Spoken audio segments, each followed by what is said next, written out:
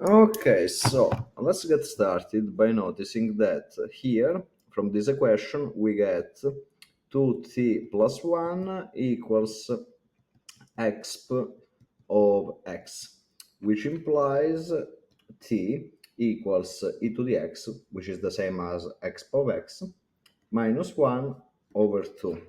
So in particular, here what do we have? We have that y as a function of x is given by t squared, which is e to the 2x minus 2e to the x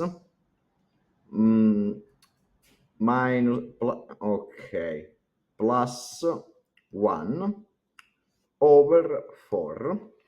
Then we have plus 3/2 e to the x minus 3